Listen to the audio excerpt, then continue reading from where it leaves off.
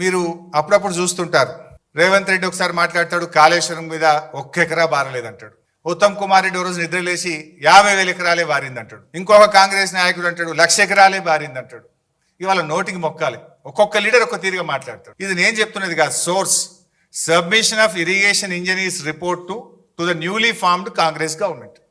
కొత్తగా రాష్ట్రంలో ఏర్పాటైన కాంగ్రెస్ ప్రభుత్వానికి వీళ్ళు కాళేశ్వరం రివ్యూకు పోతే ఇరిగేషన్ డిపార్ట్మెంట్ ఇచ్చిన ప్రజెంటేషన్ కాపీ, ఇది నా సొంత కవిత్వం కాదు, డిపార్ట్మెంటు కాంగ్రెస్ ప్రభుత్వానికి ఇచ్చిన ప్రజెంటేషన్. కాళేశ్వరం ద్వారా అప్పటికి 98,570 ఎకరాలు ఆయకట్టని, ఇది డైరెక్ట్ కాలువల ద్వారా.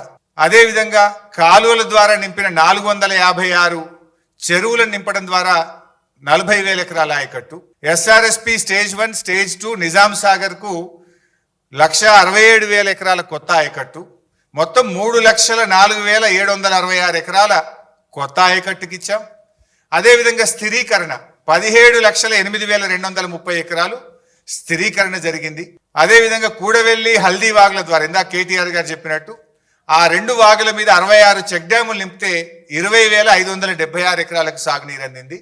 మొత్తంగా కాళేశ్వరం ప్రాజెక్టు ద్వారా 20,33,572 ఎకరాలకు సాగునీరు అందింది. ఇది వాస్తవం.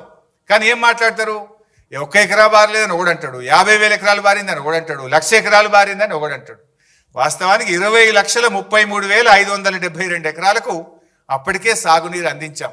ఒక సంవత్సరం బాగా సివియర్ డ్రాట్ వస్తే ఎస్ఆర్ఎస్పికి కూడా రివర్స్ పంపింగ్ చేసినాం.